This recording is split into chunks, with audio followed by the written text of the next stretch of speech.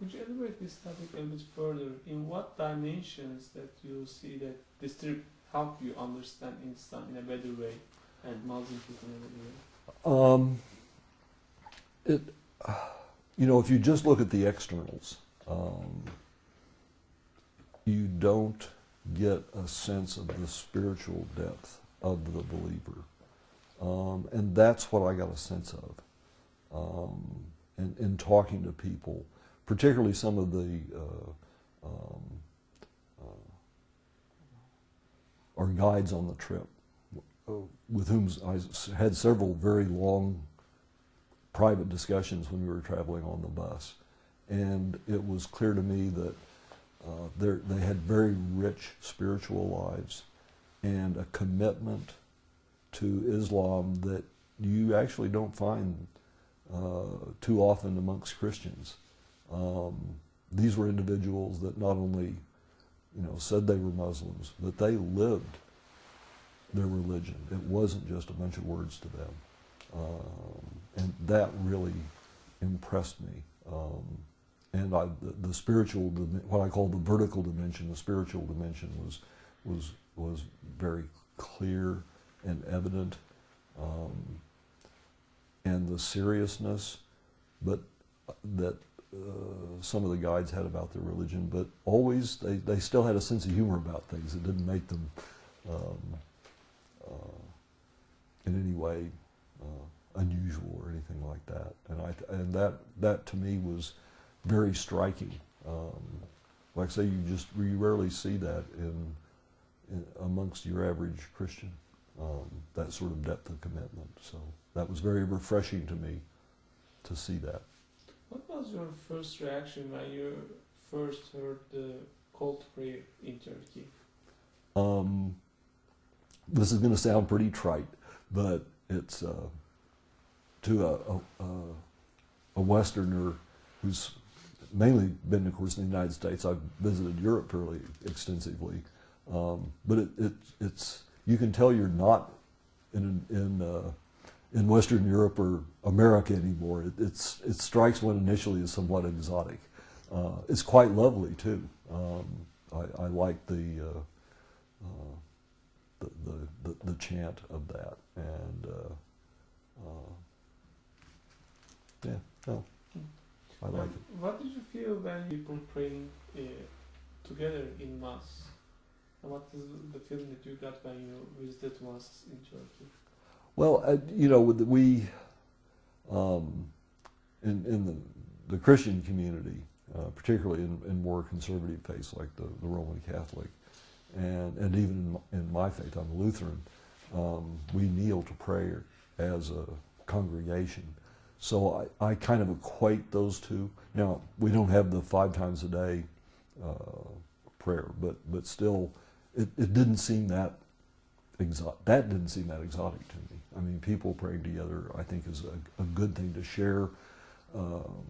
When you're a member of a religious community, to share those experiences, I think, is very important. So, no, I actually think it's quite wonderful.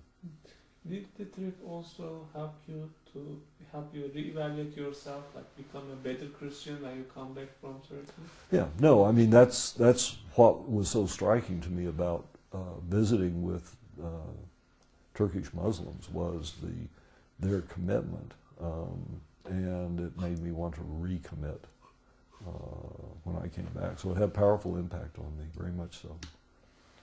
So could you elaborate also, like, did you have some sort of spiritual journey also in Turkey during this trip? Oh yes, no, it was as much, the seeing the sights and being with the group and spending time with the guides.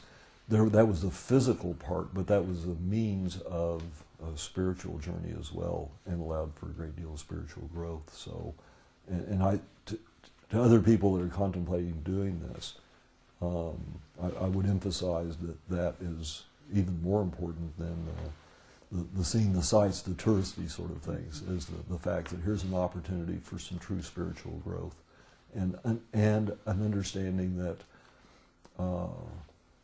Muslims and Christians and other people of other religious faiths can share spiritual experiences. They're not, it's not a different sort of experience. It's something that can be shared and again reveals that common humanity that we all have. And what was your thoughts about Prophet Muhammad also prior to and after the trip? Did it change at all?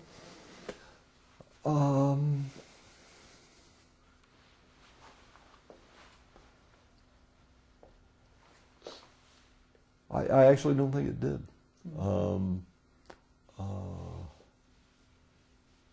I know more about the Prophet, blessed be his blessings, peace and blessings be upon him. But my attitude has not really changed. You know, clearly he is one of the great religious figures in world history. And even though I'm not an adherent of that faith, I do respect it. And it's clear that he has passed on truths to mankind that no matter what your religious background, you can learn from. Is there anything that you want to share with us beyond these questions?